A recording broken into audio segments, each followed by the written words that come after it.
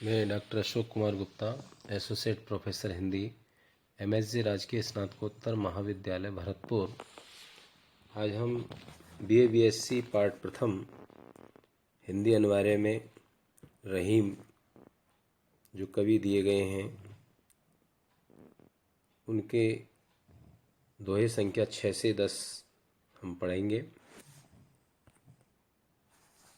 इनको समझने से पहले एक बार आप इसे पढ़ें। काज परे कछ और है, काज सरे कछ और, रहीमन भमरी के भय, नदी सिरावत मोर।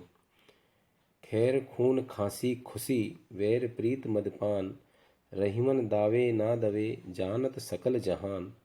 दादुर मोर किसान, मन लाग्यो रहे घन माय, रहीमन चातक रटन हूँ, सरवर को नाय।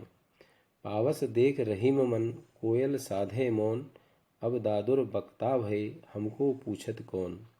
रहीमन बिगरी आदि की, बनेन खर्चे दाम, हरि बाड़े आकाश लो, तऊ बावने नाम। पहला दोहा हम देखें एक बार। भमरी तो आप जानते ही हो, विवाह के जो फेरे लगते हैं। ये दोहा कवि रहीम ने लिखा है और इसमें स्वार्थ में लोक व्यवहार का चित्रण है। रहीम जी कहते हैं कि काम पड़ने पर लोग चापलूसी करते हैं या मान सम्मान का दिखावा करते हैं, लेकिन जब काम निकल जाए तो वे एकदम अपरिचित हो जाते हैं।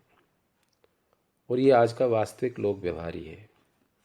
जैसे विवाह के समय मांगलिक विधान की दृष्टि से दूल्हा सिर पर जो मोर मुकुट जो है वो धारण करता है, लेकिन विवाह होने के बाद उसे वो नदी में सिरा देता है, जैसा कि परंपरा रही है, फेंक कर बहा देता है।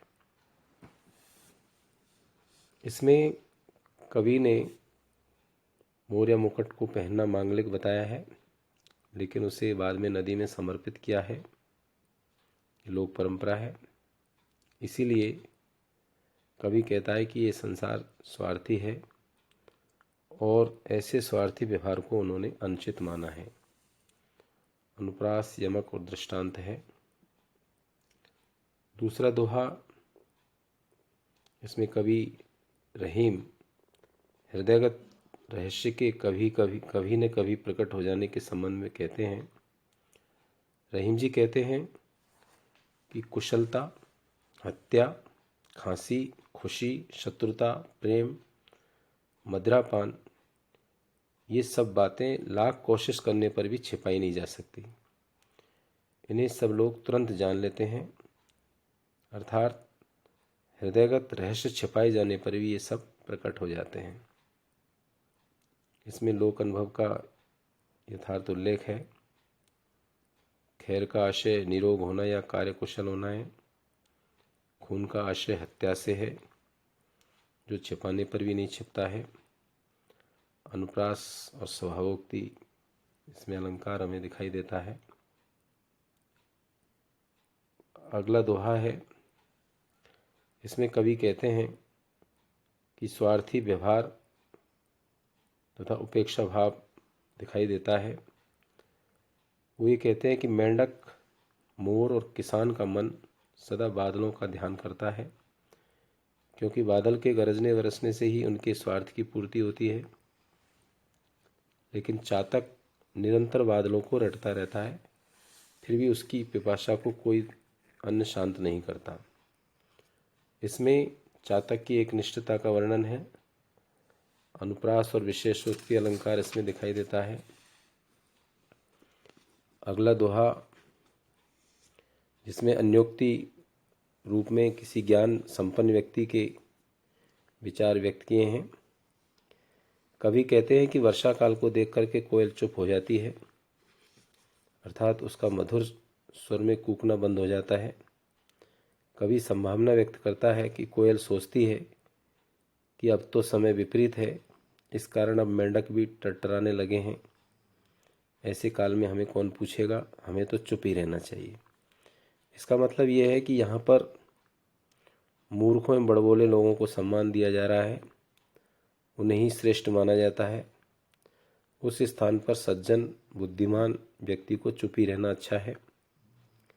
ये दोहा रहीम के उस जीवन अनुभव का प्रतीक है, व्यंजक है, जब मुग़ल बादशाह द्वारा उनका अनादर होने लगा था और वो अपना विपरीत समय जान करके वो उचित सलाह देने से भी दूर रहने लगे थे।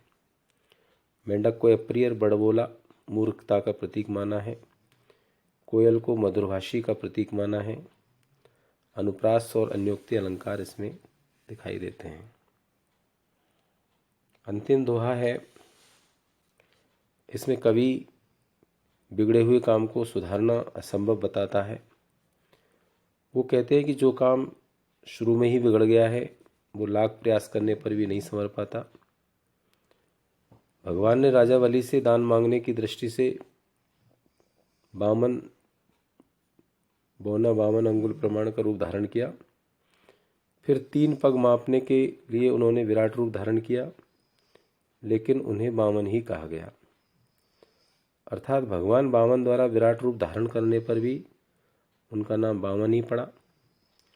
प्रारंभ में चाहे भले छोटा रूप हो, लेकिन बाद में विराट रूप हुआ, फिर भी नाम नहीं सुधर सका, वामन ही रहा। तो वामन अवतार की कथा के द्वारा इसमें उपदेश दिया गया है कि प्रारंभ से ही उच्चता रखनी चाहिए। निम्नता से आरंभ करने पर अंत भी निम्नता ही होता है, चाहे वो कितना ही बड़ा बन जाए। अनुप्रास, दृष्टांत, अलंकार इसमें प्रयुक्त हुए हैं। आज हम इतना ही पढ़ेंगे। आप सभी को एक बार पुनः बहुत बहुत धन्यवाद।